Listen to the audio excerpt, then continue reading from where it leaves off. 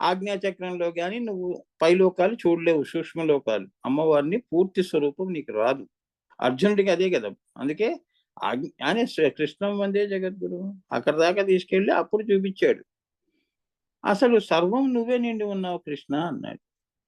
చైతన్యము, ఈశ్వర చైతన్యము, కృష్ణ కాన్షియస్నెస్ నాన్న. అది అర్థమైందా? ఎంత డిఫికల్ట్ చూడమ్మా. భైరవి అంటే అది. ఇంత సృష్టి ఎలా జరిగింది? ఆ భైరవం వలన జరిగింది, ఆ నాదం వలన జరిగింది అని. ఇది పరమ రహస్యము. ఈ భైరవికి త్రిపుర భైరవి అన్న మరి ఒక పేరు కూడా ఉంది. ఈ తల్లికి ఏమని పేరుంది? త్రిపుర భైరవి అమ్మా. త్రిపుర భైరవి అంటే బిందువు, హ్రీం, శ్రీం, హ్రీం, ఓం. ఇదంతా సృష్టే కదమ్మా. ఏంకారం పరానాదం. అందుకే ఏమి భైరవికి త్రిపుర భైరవి అన్న మరి ఒక పేరు కూడా ఉంది. పరా అన్న అక్షరానికి మంత్ర సాంఖ్యం చేస్తే, పరా అన్న అక్షరానికి మంత్ర సాంఖ్యంగా చేస్తే 5 వస్తుంది. అంటే విశ్వ ప్రాణము సమస్త సృష్టి యొక్క పంచకృత్యములను చేయుట అన్నది పరా అన్న మాటలో దాగి ఉన్నది. ఈ పరా అన్నది 5 అంటే 5గా మనం తీసుకుంటే ఏమ్మా, పరా విశ్వ ప్రాణము సమస్త సృష్టి యొక్క 5 కృత్యములు అంటే సృష్టి చెయ్యటము. 5 అంటే ఏమిటి? అమ్మవారమ్మ అష్టమూర్తి స్వరూపం, హ్రీంకారాధన గర్భిత అనలసిక 5. ఆవిడ ఏం చేసింది? 5 పెట్టుకుని సృష్టి, స్థితి, లయ, తిరోధాన, వమనము చేస్తోంది అని చెప్తున్నారు సింపుల్ గా. 4 ఎక్కడున్నాయి? పైన ఉన్నాయి. ఆ 4 కలిపితే 5 ఏమ్మా, అంతేగా. నిరీశ్వరము ఈశ్వరము, ఈశ్వరము ఈశ్వరి, కామేశ్వరము కామేశ్వరి, శివ శక్తి బిందువు. తర్వాత వచ్చింది అమ్మవారు హృదయమే కదమ్మా, నీ హృదయమే కదా. ఆమె మనసులో తల్లి కావాలని అనుకున్నప్పుడు 5వ సంఖ్య అన్నారు. అది ఆమె అక్కడి నుంచి 5 కృత్యములు పెట్టుకొని కింద గర్భాన్ని దాల్చి సృష్టిని చేసింది అని. పంచకృత్యములు సృష్టి స్థితి ఇచ్చింది, సృష్టి స్థితి లయ ఇచ్చింది, అలానే తిరోధానము వమనము, మళ్ళీ తానే తన సృష్టిని తీసేసుకుంటుంది. అది చెప్తున్నాడు సింపుల్ గా. చాలా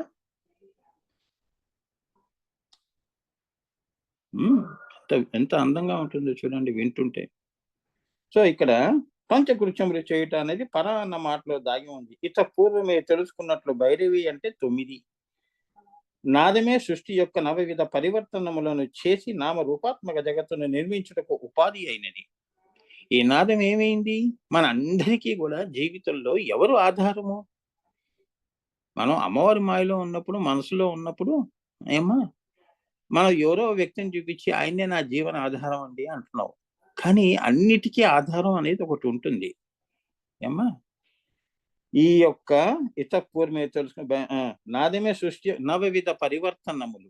నవవిధ పరివర్తనములు అంటే పరా పశ్యంతిగా వచ్చి, మధ్యమగా వచ్చి అమ్మవారు 9 మాసములు గర్భము దాల్చి ఆమె పరా పశ్యంతి మధ్యమ వైఖరిగా చూపించింది. అండపిండ బ్రహ్మాండాలని చూపించింది, కన్నది. ఆమె సావిత్రి, ఆ తల్లి శ్రీమాత అమ్మా. 9 విధములుగా ఆమె కష్టపడింది అని. ఒక తల్లి అంత కష్టపడుతుంది. అందుకే అందరూ తల్లులందరూ కూడా అమ్మవారి యొక్క ప్రియా. అందుకే ఆమె సువాసనర్చన ప్రీత. తన రూపం నుంచి ఆడవాళ్ళని పుట్టించిందమ్మా శక్తి, చైతన్యం ఏమ్మా. ఈశ్వర చైతన్యం ఏమిటి? లేకపోతే భార్య ఉంటే భర్తకి చాలా బలంగా ఉంటుంది, అవునా? చైతన్యం. లేదా జడ పదార్థంగా ఇంట్లో ఉంటాడు ఏమ్మా, నిరాశ నిస్పృహలు అంటే మానవులకి. శివుడు ఎలా ఉంటాడు? జడ పదార్థంగా ఉంటాడు, అంటే నిరీశ్వరుడుగా ఉంటాడు అని. ఆయనలో చైతన్యంగా ఏమి ఆయనలోనే కదిలినప్పుడు అని ఒక్కసారి ఆయన కదులుతాడు అనమాట. అప్పుడు నీ మాట వింటాడు, నీ గోడు వింటాడు. కామేశ్వరుడుగా వచ్చి, కామేశ్వరుడు నుంచి శివశక్తుడుగా వచ్చి ఇప్పుడు చెప్పురా నీ బాధ ఏంటి అంటారు. ఇద్దరు అమ్మ నాన్న వచ్చి బిందువులో కూర్చుని, ఏంట్రా ఇక్కడ దాకా వచ్చావు కదవా, నిన్ను కింద ఉండమన్నాం కదా అంటారు. లేదు స్వామి, నాకు ఇంకొద్దు, నాకు నీ సృష్టి వద్దు, ఏం వద్దు, నాకు వైరాగ్యం వచ్చేసింది, నాకు సవికల్ప సమాధిని ప్రసాదించండి, మీలో ఐక్యం చేసేసుకోండి, ఈ బాధలు నేను పడలేను అన్నట్టుగా అన్నమాట. అయితే వచ్చేయి అంటారు. అర్థమైంది? ఇంకా మళ్ళీ నువ్వు కిందకి రావు, అయిపోయింది, ఆమెలో కరిగి ఉంటావు. అర్థమైందమ్మా? అంటే మన భాషలో మాట్లాడుకుంటే ఇలా మాట్లాడుకుంటాం, కానీ శ్రీ విద్యలో ఇవన్నీ పనిచేయవు. ఇవి కేవలం సాపేక్షంగా మీకు చూపిస్తున్నాను, అమ్మ ఎలా ఉంటుందో. ఫీలింగ్స్, ఎమోషన్స్ పెట్టుకొని చెప్తే మీకు అర్థమవుతుంది, అంతే కదా? కథని ఎప్పుడూ కూడా రసవత్తరంగా మనం చెప్పాలి. సో ఇది అమ్మ కథ, ఇది అమ్మ మాటే కాదు. ఇప్పుడు మనం భైరవిగా మాట విన్నాం, ఇప్పుడు అమ్మని తెలుసుకోవాలి కదా. మాట వెనక మనసు ఉంది కదమ్మా, అవునా? ఏ మాట మాట్లాడింది? కోపంగా చెప్పిందా, ఆనందంగా చెప్పిందా, సచ్చితానందంగా మాట్లాడిందా, నాయన ఇలా రా నాయన, బంగారు నాయనవి అని అలా పిలిచిందా, రాయ్ ఇలా రారా అని అలా పిలిచిందా, అలా అన్నమాట. సో ఈ భైరవి విద్య, ఈ తల్లి నవవిధ పరివర్తనములను చేసి నామరూపాత్మక జగత్తుని ఆమె తల్లి సృష్టించింది. అంటే 9 పరాశూన్యం నుంచి బయలుదేరి పరా పశ్యంతి మధ్యమ వైఖరిగా నిరీశ్వరుడు ఈశ్వరం, ఈశ్వరుని కామేశ్వరుడు, కామేశ్వరుని అక్కడి నుంచి మళ్ళీ చూడండి, ఏకాదశ రుద్రులు, నవదుర్గలు, ఇన్ని దశలు దాటి ఆ అమ్మవారే మళ్ళీ దుర్గా అయింది. అర్థమైందా అమ్మా? కొండలమ్మా, దుర్గమమైనది, మూలాధారం ఒక కొండ. ఆ పాట ఉంది చూడండి, దిగు దిగు దిగునాద, 2 కొండల మధ్యలో ఉన్నావు నాయన అని అంటాడు. 2 కొండలు అంటే ఏమిటి? నీ ఐబ్రోస్. 3వ కన్ను దగ్గర ఆత్మగా ఉన్నావు నాయన సుబ్రహ్మణ్య అని. 2 కొండలు అంటే ఏదో బయట కొండలు కావు. ఎంత అందులో శ్రీ విద్య ఉందో. ఆ పాట బాగుంటుంది, వినండి, సుబ్రహ్మణ్య స్వామిది, దిగు దిగు దిగునాద అని ఆ పాట. దాని అర్థం అదమ్మా. సో ఈ తల్లి ఏమిటి? అలా 9 పరివర్తనలు చెంది సృష్టి చేసింది, నామరూపాత్మక జగత్తుని చేసింది అని చెప్తున్నారు. సో ఈ నామరూపాత్మక జగత్తునకు నిర్మించుటకు ఉపాధిగా నిలిచింది, అంతే కదా. అందుకే మనం ఏమంటాము, ఇంత సృష్టి భైరవి అమ్మవారు ఎలా చేసింది, ఇంత స్థూలాన్ని ఎలా తీసుకొచ్చింది అంటే, రవము చేసి, భైరవము చేసి, నాదము జ్యోతి నాదమే అదే కదమ్మా, అభావము, భావము, భావము, అక్షరము, అక్షరము నుంచి వైఖరి అనేది, స్థూలం అనేది వచ్చింది కదా. సో ఈ తల్లి ఏం చేసింది? ఇంత నిర్మించి ఉపాధి అయినది.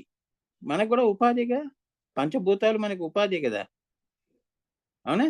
పృథ్వీ ఉండాలి కదమ్మా, భూమి మీద నిలబడాలంటే పృథ్వీ భూమాత అయింది ఏమ్మా. అలా 5 మాతలుగా ఆ తల్లి ఉంది. అష్టమూర్తి స్వరూపం అంటే అదే మరి, ఆ తల్లి. అందుకే మనం కూడా చూడండి, పొద్దున్నే లేచినప్పుడు భూదేవి మీద పాదం మోపేటప్పుడు తల్లికి దండం పెడతాం. దండం పెట్టండి, మీరేమో వంగి అదేమి భూమికి తాకోవాల్సిన అవసరం లేదు. లేదా అరచేతిలో చూసుకోండి, లేదా తల్లి నీ గర్భంలోనే నేను దిగుతున్నాను తల్లి, బిడ్డని క్షమించు అని చెప్పి పాదం మోపండి. అంటే ఆ భక్తుల్లో అలా శ్రీ విద్య తెలుసుకునే వాళ్ళు ప్రకృతిని ఆరాధించడం అనేది తెలుస్తుంది. ప్రకృతిని ఆరాధించడం వలన మౌక్తికాలు గాని, మోక్షము గాని, మనసు ఉత్తమమైన స్థితికి ఎదగటం గాని జరుగుతుంది, అంతేగా. ప్రేమ అనేది నేర్చుకుంటావు, అదే ప్రేమని నీ ఇంట్లో నువ్వు చూపిస్తావు. ఈ ప్రేమ కూడా అమ్మ ఇచ్చిన ప్రేమే. నీ భర్త మీద నువ్వు ప్రేమ చూపిస్తున్నావు, నీ పిల్లల మీద నువ్వు ప్రేమ చూపిస్తున్నావు అంటే ఆ తల్లి నీకు ఇచ్చిందే ప్రకృతి రూపంలో. అమ్మ ఇలా ఉండు తల్లి, ఇలా నువ్వు భర్తతో కాపురం చేసుకో, ఇలా నీ పిల్లల్ని చూడు అని చెప్పి ఆ ప్రేమని, ఆమె ప్రేమ నుంచి మనం తెచ్చుకున్నాం. మనకంటూ ఒక ప్రత్యేకమైన ప్రేమ అనేది పుట్టలేదు, లేదు మన దగ్గర. మనకి అన్ని ఉపాధి ఉండాలి. మనకి అమ్మ ఇస్తేనే మనకి ప్రేమ, అమ్మ ఇస్తేనే వాగ్భవ బీజము, మాటలు వస్తాయి, లేకపోతే మాటలు ఎందుకు వస్తాయి మనకి? తల్లి మరి కరుణ ఉంది కాబట్టి ఇన్ని మాటలు మీతో నేను మాట్లాడుతున్నాను. అదే భైరవము, రవము చేస్తోంది. నాలుక మీద ఐం, భా ప్లస్ ఐం అంటే ఏమిటి? సరస్వతి బీజము. ఆ తల్లి కటాక్షం ఉంది కాబట్టి ఈ నాదము ఏమవుతుంది? అక్షరమే మీ దాకా వస్తుంది అని చెప్తున్నాడు ఇక్కడ. ఎంత అందంగా ఉంటుంది చూడు. అందుకే అమ్మవారు అదృశ్యంగా ఎన్నో పనులు చేస్తుంది, కానీ ఏమ్మా ఈ ప్రపంచం ఏంటంటే చూసింది, ఆహా ఎంత కష్టపడుతున్నా అంతే కదమ్మా జీవితంలో కూడా. ఇంత చేసి చాలా కష్టపడ్డామండి అంటుంటారు. అవునా? ఏం కష్టపడ్డారమ్మా? అదృశ్యంగా ఎంతమంది ఎంత కష్టపడుతుంటారు. అవునా? ఒక తల్లి గాని, తండ్రి గాని అంతే కష్టపడతారు కదమ్మా! వాళ్ళ బాధలు ఎప్పుడు కూడా బయటికి చూపించరు పిల్లల దగ్గర. అవునా? వారి సంతోషాన్నే పెట్టాలని వాళ్ళు కష్టపడుతుంటారు. అలా అదృశ్యంగానే ఈ సృష్టి ఉపాధిగా ఈ అమ్మవారు ఉన్నది అని చెప్తున్నారు. అందుకే మనం అందుకే మనం ఏంటి హ్మ్.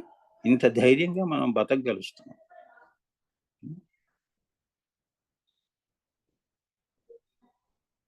భైరవము అంటే భయంకరమైన రవము అని అర్థము. భైరవము అంటే భయంకరమైన శబ్దము అని.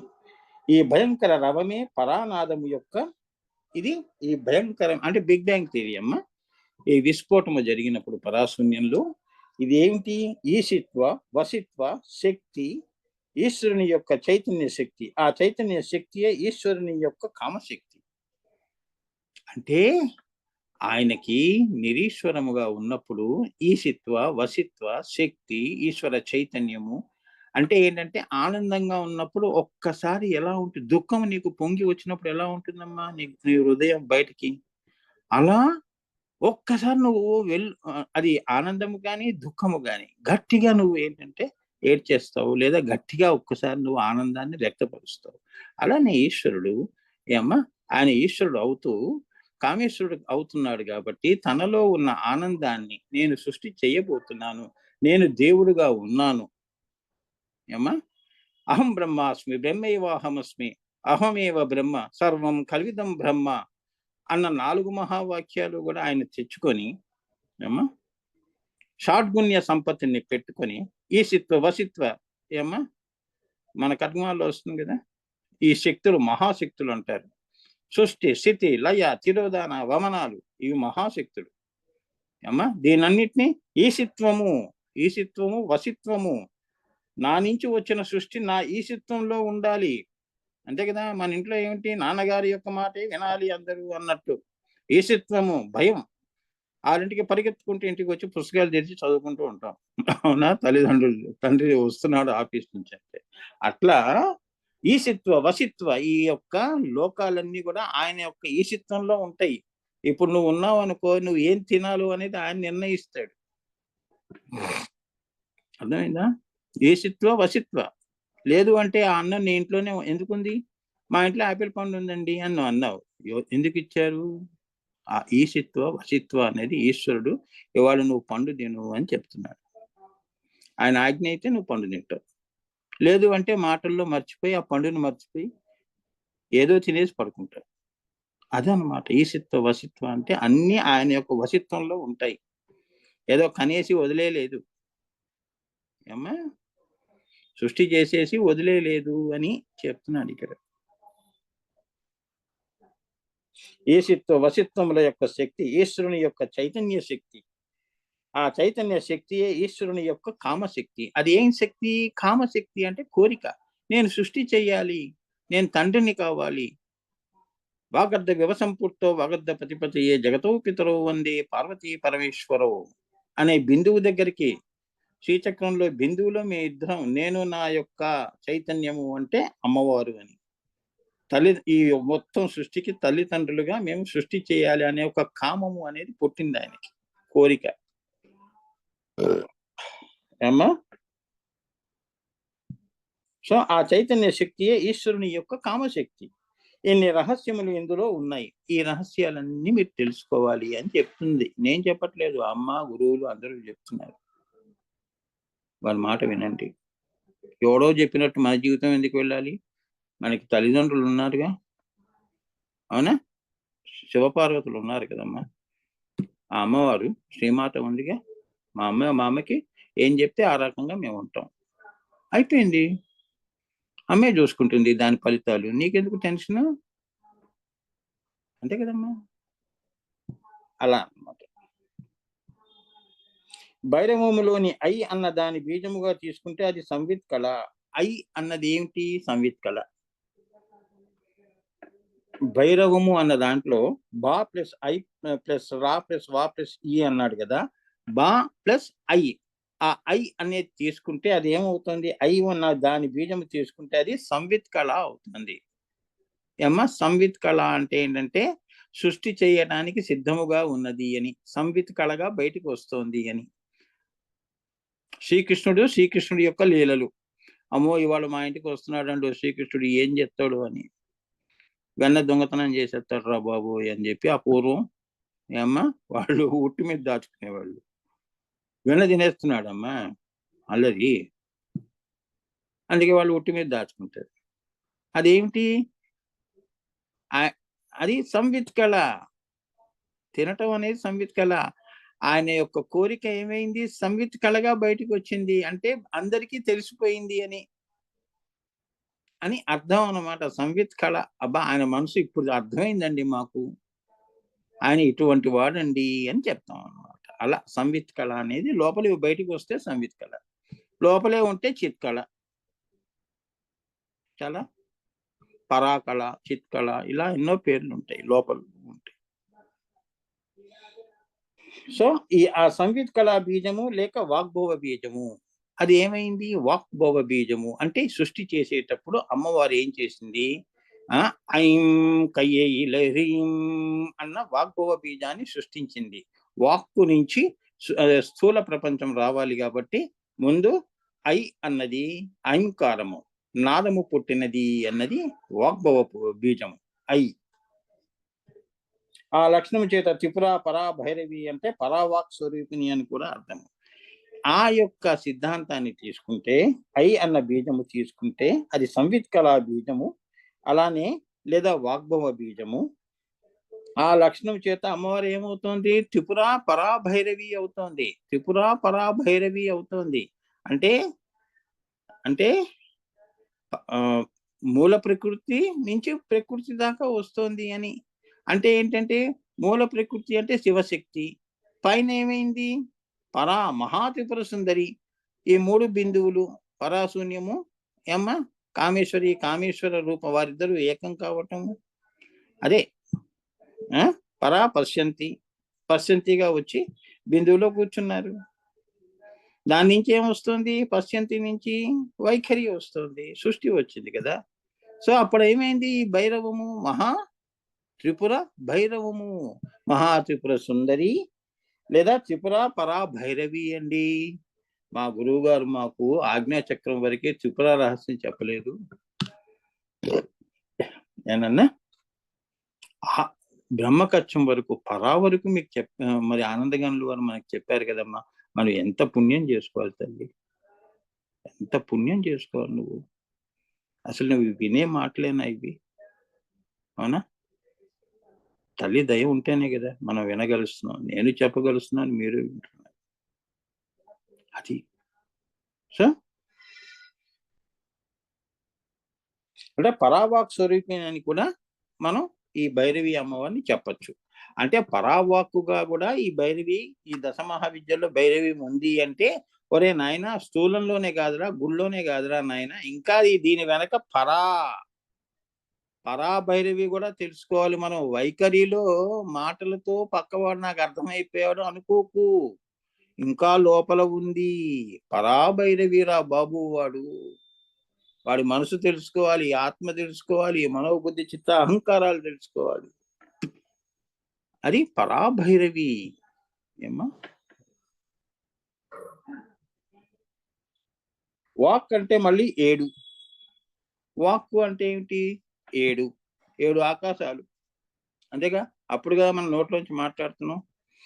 పరాకాశము, అవ్యక్త ఆకాశాలు, మహదాకాశ, మహంకారాకాశ, తన్మాత్రాకాశ, భూతాకాశ, మళ్ళీ అణువులు మధ్యలో ఒక ఆకాశము, తర్వాత నీ దహరాకాశము, నీ హృదయము, ఇవన్నీ కలుపుకుంటే 7. అందుకే ఈ హృదయం నుంచి అక్షర రూపం దాల్చి నువ్వు నోటితో మాట్లాడుతున్నావు కాబట్టి ఇదేమవుతుంది, పరావాక్ 7 అవుతుంది. వాక్ అంటే మళ్ళీ 7 ఉంటే గాని నీ నోట్లోంచి మాట రాదు. అదే అమ్మదయ అంటారు. ఏమో 7 అంటే భూత జగత్తులో తిరిగే నామరూపాత్మకమైన సమిష్టి కుండలిని అని కూడా అర్థం. అంటే మళ్ళీ సమిష్టి కుండలినిగా అని కూడా అర్థం చేసుకోవాలి. నామరూప వాక్ అంటే 7 అంటే భూత జగత్తులో తిరిగే నామరూపాత్మకమైన సమిష్టి కుండలిని అని కూడా అర్థము. అంటే ఏంటంటే వ్యష్టిగా కాకుండా మనందరిలో కూడా శక్తి ఏమా ఇప్పుడు అదే స్వప్పర భేదము. నీ కుండలిని వేరు, నా కుండలిని వేరు అనేది కాదు నాయన, అందరిది కూడా. షిరిడి సాయిబాబాల అందరిలో కూడా ఆ కుండలిని దర్శనం చేసుకుంటే ఈ భైరవి అమ్మవారి అనుగ్రహానికి నువ్వు పాత్రుడు అవుతావు. సమిష్టి అంటారు. అందుకే స్వప్పర భేదం పెట్టుకోకూడదు. అందరినీ అభిమానించాలి, ప్రేమించాలి అని, అమ్మలా ఉండాలి అని. హ్రీంకారాసన గర్భిత అనవసరం. ఆ తల్లి దయ చూడు, నువ్వు ఎంత దూషించినా ఏం నవ్వుతూ ఉంటుంది. అవునా? నీకు కష్టం వచ్చిందనుకో దైవ దూషణ చేసేస్తాం అలా.